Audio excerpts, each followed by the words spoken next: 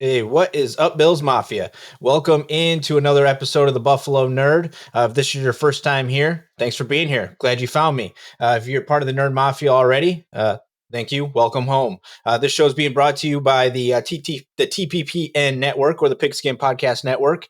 This week, I'm super stoked because we're going to dive deep into the Bills. We're getting down onto the sideline this week, and we're going to get a little talk about what's going on around the camp and preseason and everything like that. So this week I'm joined by Dan Fetes of the buffaloplus.com, where you can see him on TV at 13 Wham over there in Rochester. So Dan, welcome in. Why don't you tell anybody that may not know who you are already a little bit about yourself? Yeah, Cole, thanks for having me on.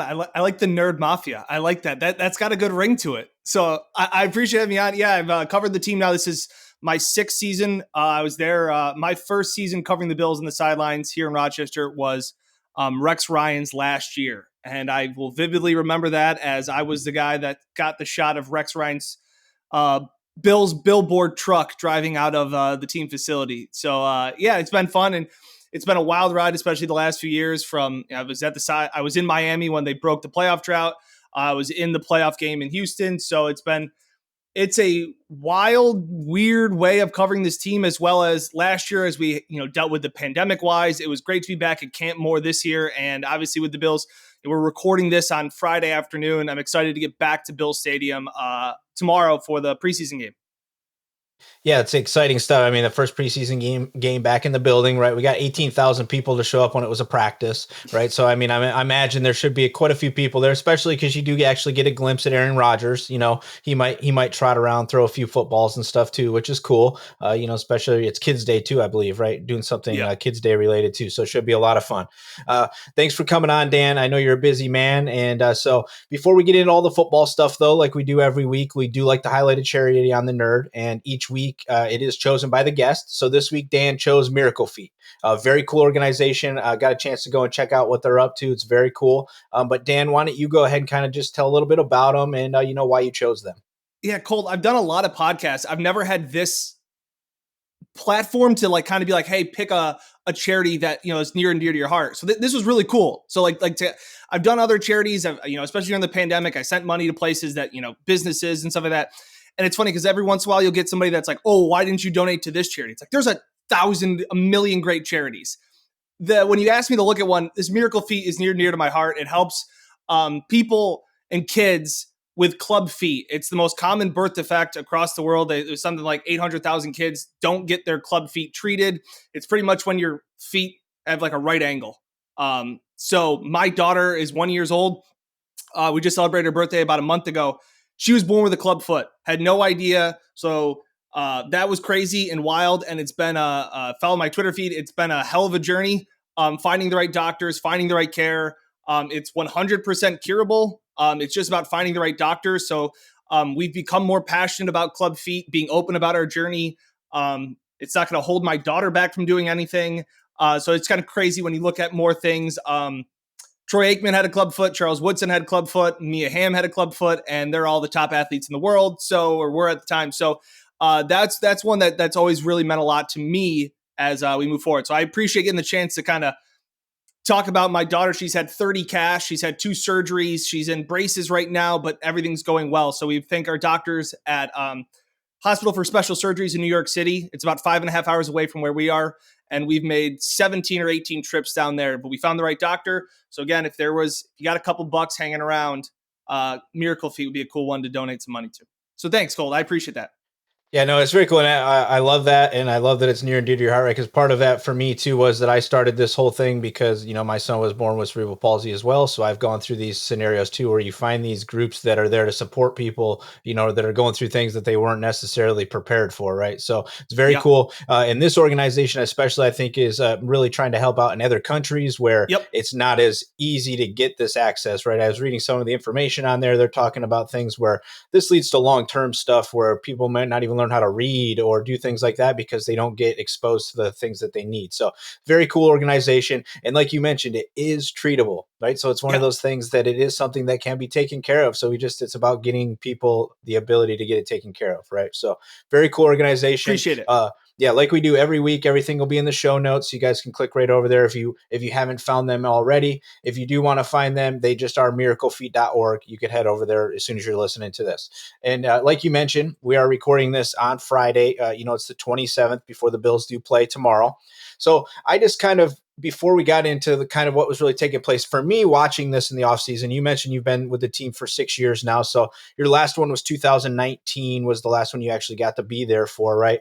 And I feel like even in 19, we started to see the transition. But does this, because me looking at it, it feels incredibly different to every other preseason that I've ever seen or training camp. How about you? I mean, does this just what we're building right now, does it just feel different? Yeah, and it comes from the sense of you're always kind of thinking like, I can't tell you how many times, and it's the cliche. And like I said, training camps get repetitive if you've covered them, and then the weeks continue to roll on, and it's a lot of the same things.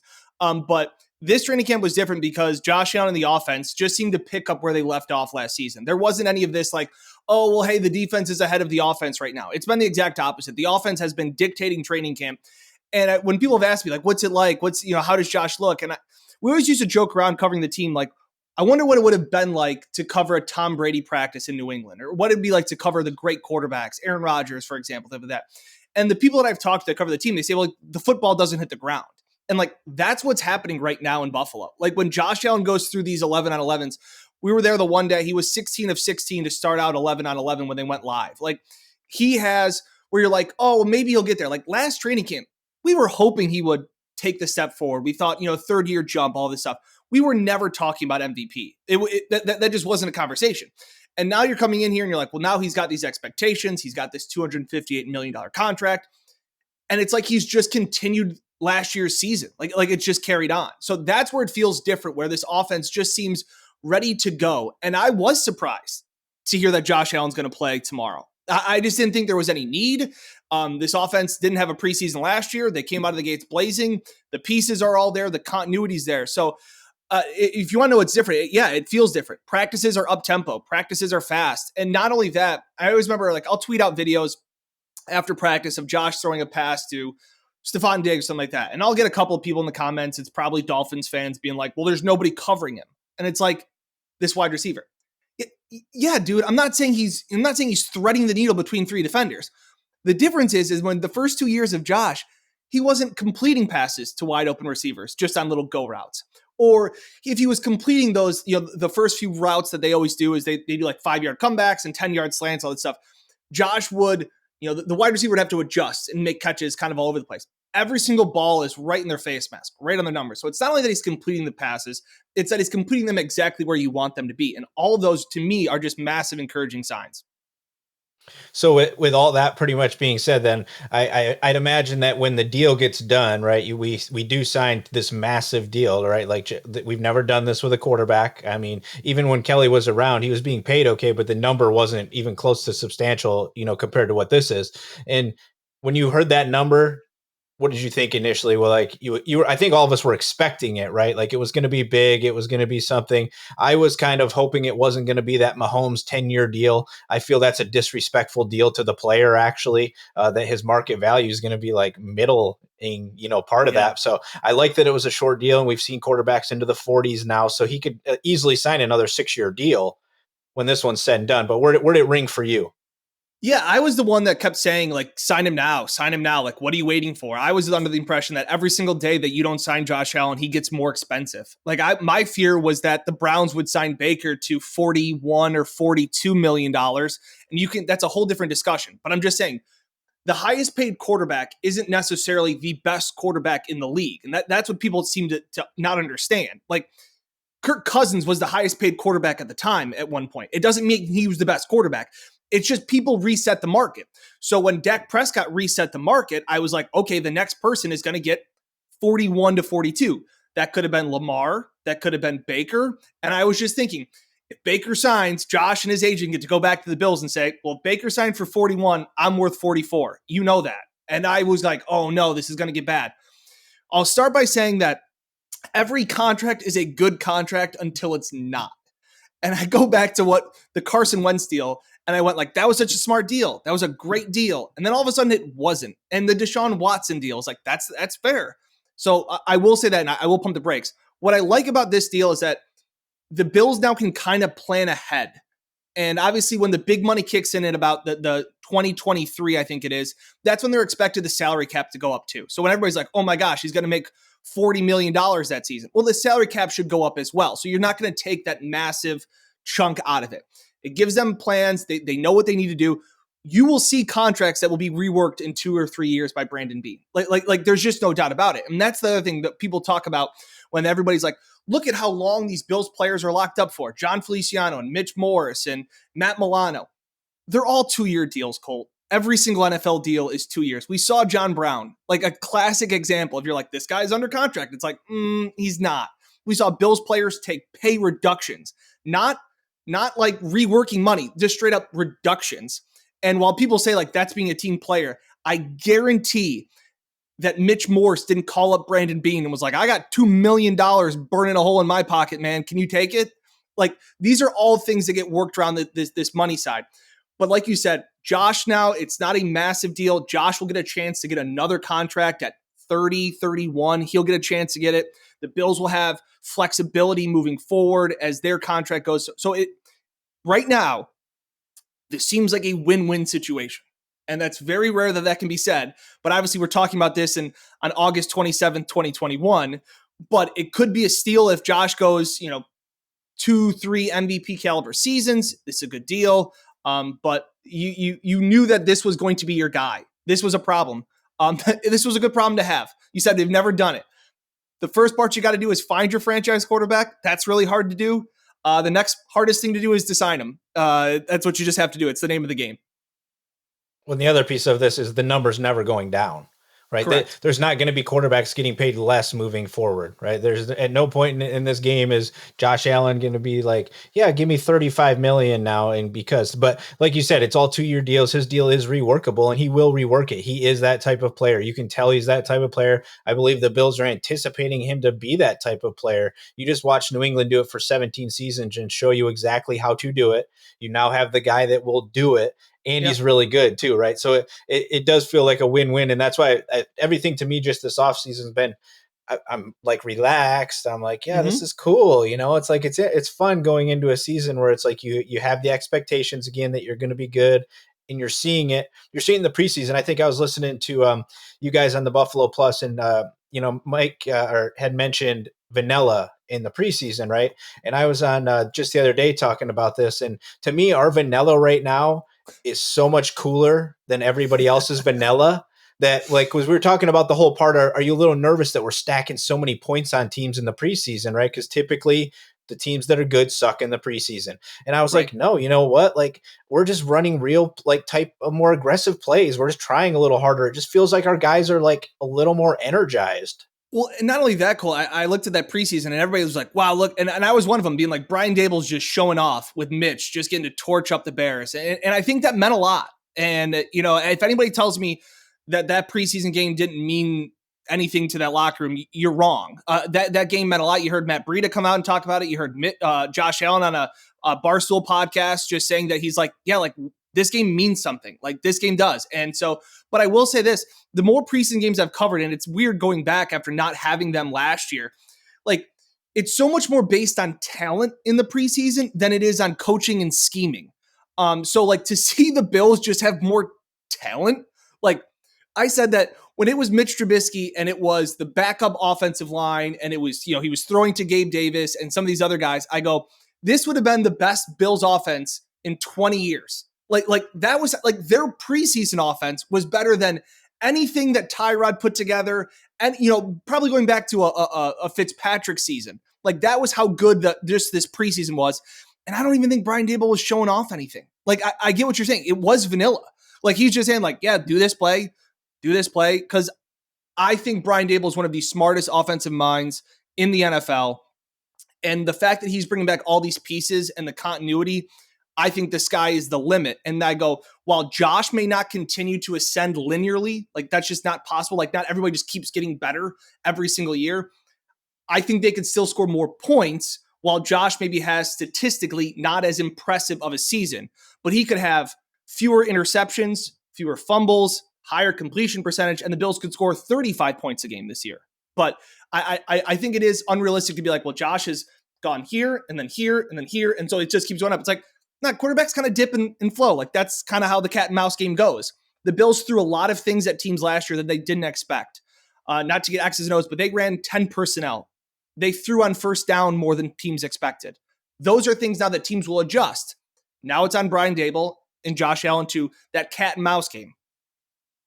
Yeah, I mean, it's a lot of fun watching the backups, but it is all depth now. And I agree. It's pretty much you're assessing the talent. We're just seeing that our depth is way better than a lot of the teams that we've matched up with so far, which is good, right? I mean, that's what we're supposed to be trying to build throughout this whole process. So that kind of trickles me into the next thing that I want to talk about, because there's a couple position groups that I'm like, I think are really kind of up in the air. And obviously now with some of the circumstances, injuries and other things like that, they're definitely up in the air. You kind of hit on Matt Breida already and what this means. Like he's talking already like he's part of this football team, right? When he comes out and he speaks like that and he talks about how important it is to me, that makes me feel like he's part of this football team and he's been told that he's part of this football team. So one of the groups I'm curious about is running back. Obviously, my position on it is that Breida does make three and he's our guy. And I'm not even sure that like Jones sticks around this season. And I think Williams is probably out. And I think that it's going to be the big three, Moss, Singletary, and Breida. Would you disagree with that? Or do you think there's somebody different? No, I agree with that 100%. And I would give the edge. I know everybody loves how Singletary, is ran in the preseason. Just to give my take on the preseason and stuff like that. Like it's, what Devin Singletary was or wasn't going to did or didn't do in the preseason wasn't going to change my opinion on Devin. I know there were articles about how he was bigger and how he's changed his body. He's going to be this big guy. Like we're over the part of the season where like everybody's in the best shape of their life and everybody's working out as hard as they can and everybody's about to have a breakout season. Like Devin Singletary to me at camp so far has looked like the Devin Singletary I have seen the last 3 seasons. Like I think he is got scat back size without scat back speed. And that's kind of a problem. I think the way this offense wants to be engineered is much more like we saw with Zach Moss in the backfield in Chicago, where it was these stretch runs, plays going off tackle, where it was one cut, get downhill and kind of get your pads going. I thought he fits that more. I'm not saying they're both going to have roles in this offense. I think I would just give the edge to Moss over Singletary. I think Moss maybe gets 65 to 40, 35 kind of like the carries, if in my opinion.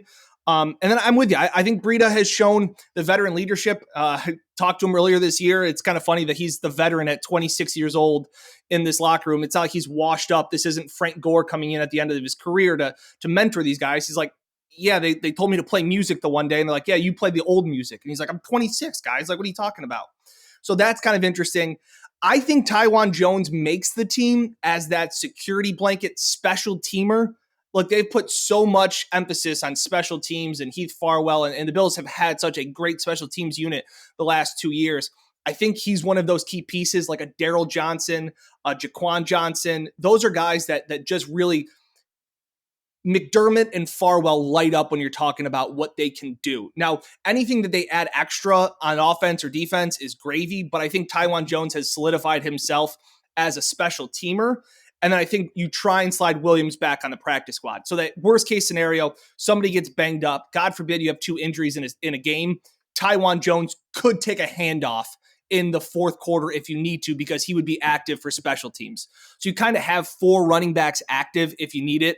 But I liked Antonio Williams until he got nicked up with the stinger in that first game and had the fumble. So that was kind of a knock against him. But besides that, I don't see too much change. I go, if they didn't keep Taiwan Jones, I wouldn't be like, oh my gosh, how could they? I agree with you though, for the most part, that it's Moss, Singletary, Breida are the big 3. Yeah, and I think the only thing that makes me feel that Jones might be expendable is watching Gilliam in his role in the preseason, that he could actually step in and just take a few carries here and there. Not that I think we'll run more this season, but we also might not run that much. So he might need to come in and carry the ball like 4 times, right? Maybe, like, who knows? But I do 100%. I'm glad that you said the Singletary thing, because I've been Moss since day one, and I know everybody it really dislikes that. And when he said he bulked up, to me that was like, so you slowed down.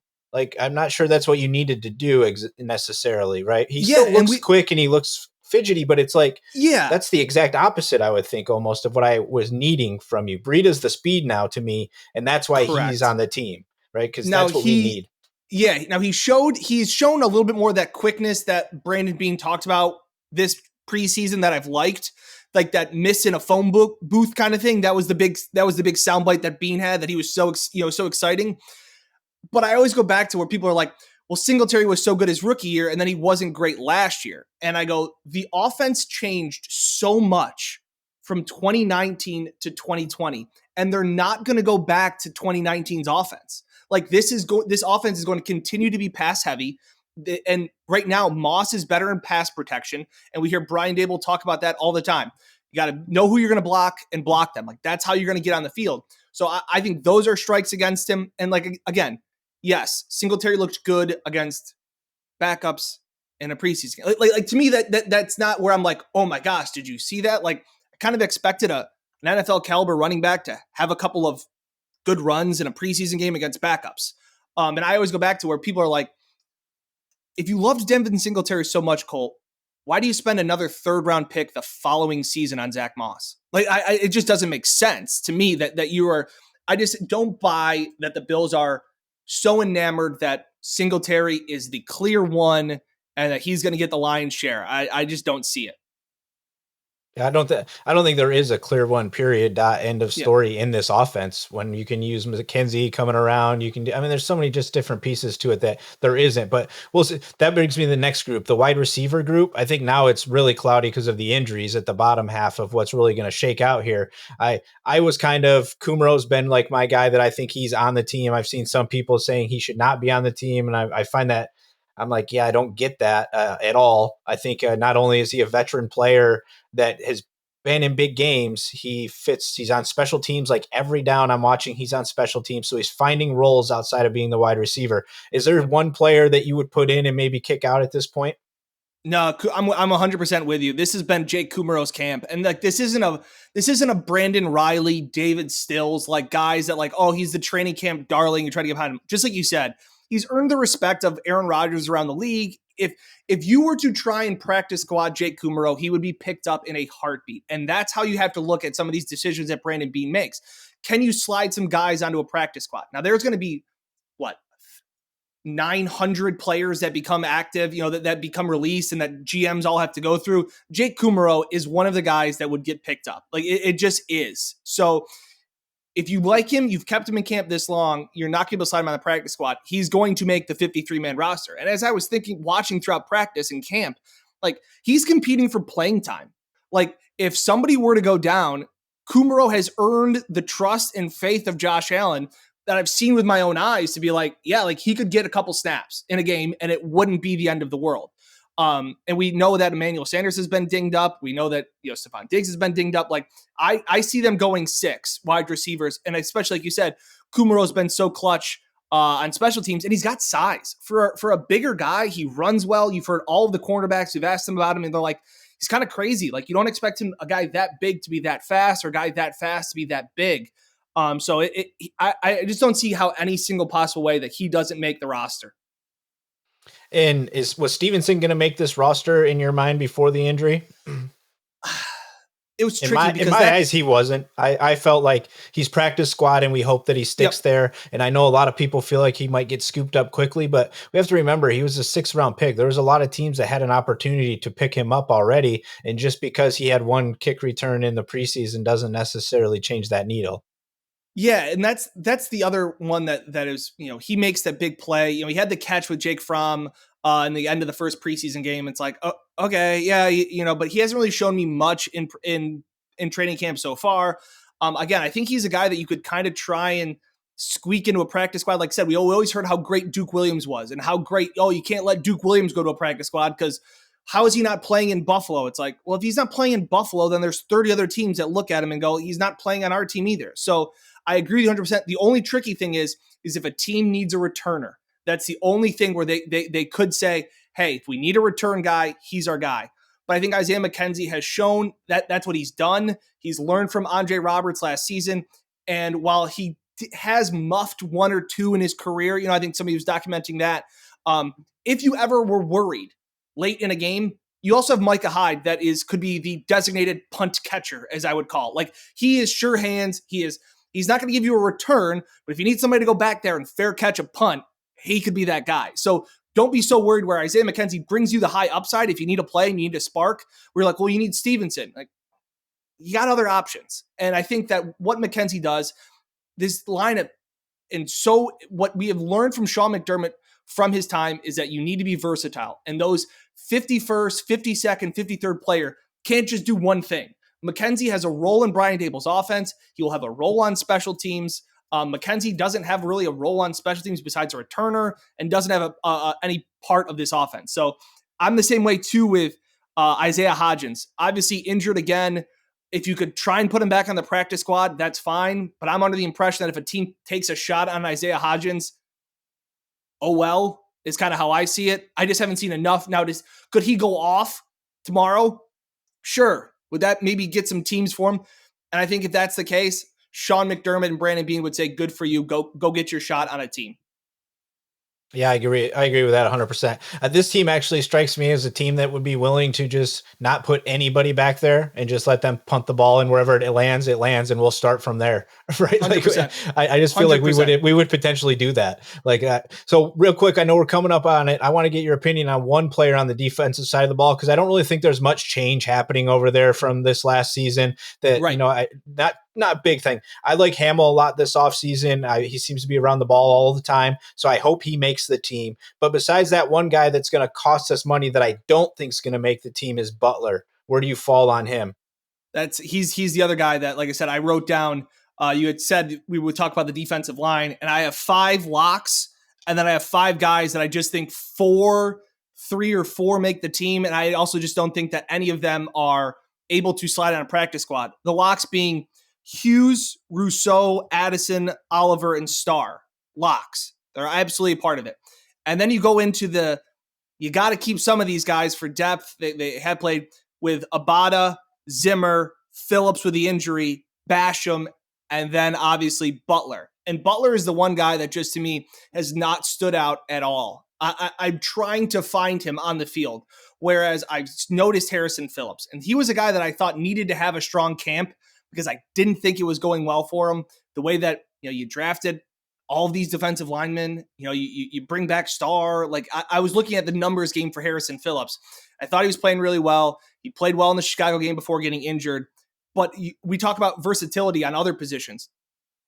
Butler, to me, just doesn't have the versatility that a Justin Zimmer has shown, that a F.A. Abada has shown, about being able to go inside and outside. And even Carlos Basham is a guy that has shown that, in his career, he's played inside and outside too. So you look at Vernon Butler as a guy that just only does one thing. So that's a concern for me. And I know he took the reduction this offseason, but I still see it as, what have you done for me lately, Cole? And I just haven't seen much out of Butler.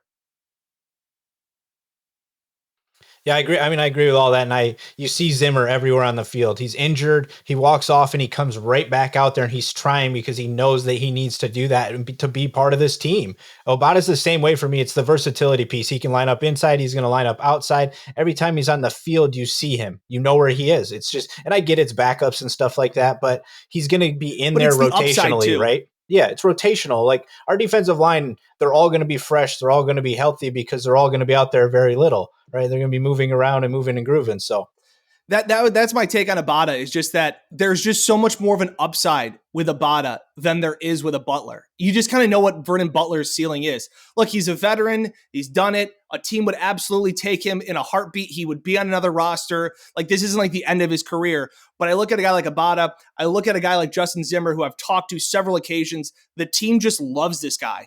And you hear Sean McDermott and Leslie Frazier talk about him. When I asked Sean McDermott about him, he just goes, there's just something about him. He just has the it. And Leslie saying that, like, he's the model that you want a football player to be like. And while there is some coach talk and stuff like that, like, they're not going to blow smoke up their skirt just to say that. Like, I really think that those guys have earned the respect, their stories. And I go, if there's ever a guy that fits the Sean McDermott process, it's Justin Zimmer. Guy's been cut and signed 26 times, Division II guy, has always scratched and clawed for everything. It's like, if he was a wrestler, he couldn't fit any more into Sean McDermott's team. Right, that's 100%. I think what it is too, and we've seen that the character guys tend to make this roster, and especially the veteran guys. I think we're gonna see them get a little favor with all of the possibilities of how many guys could go down potentially. That those guys will stick a little bit more this season, but this team's deep. It's tough to be part of this team as it is, and if I can't find you, and I'm just a casual fan looking for you, then the people that are actually looking for you, there's no way they're finding you, right? So, but we're getting right up here at the end, Dan. So I want to thank you for coming on. Before we head out of here, is there anything that you want to shout out? Anything you guys are working on? Anything you got coming up that you want to touch on real quick? Yeah, I got a couple things coming up in the works on Buffalo Plus. Also, there's the big thing also too is the Buffalo Plus YouTube channel. Like, comment, subscribe. We got like full press conferences. We try and put everything up there. I actually caught up with Trey White's. I got Trey White's high school video. So he was a quarterback in Shreveport on offense before he went to Louisiana. He was also obviously a really good corner. I got his video. I actually sat down with him and showed him his video and got him to kind of judge off it. I got to show a couple of his players. Hey, who do you think this guy is? You know, it's one of your teammates. Kind of a cool story in the works, taking a little bit of time, but Trey White, I thought, was one of the cornerstones of this franchise, and you always saw him as this likable, happy-go-lucky guy. And then when you saw him sign his extension last year, you saw that softer side, and he was emotional about what it meant to him and what it meant to his family and the kids in Shreveport, a very poverty-stricken area of the country. Really kind of cool to get to sit down and talk with him. So that'll be out coming up at the end of the preseason. Awesome. That sounds like an awesome story. And I'll be looking forward to it. And obviously, you guys can find Dan pretty much daily or whatever over at 13 Wham or on BuffaloPlus.com or on the YouTube channel, the podcast. There's everywhere. So you can follow him around. I do follow you, obviously. You put out a lot of cool highlights and stuff from camp. So I enjoy that a lot.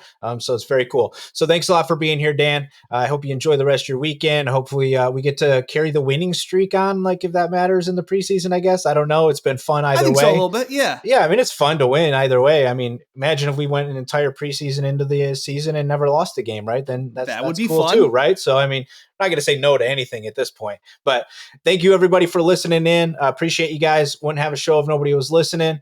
Make sure you guys go check out the charity that we highlighted this week, and all that stuff will be in the show notes. How you can connect with Dan will be in the show notes, and everything I'm up to, you guys can find over at thebuffalonerd.com. And obviously, go Bills.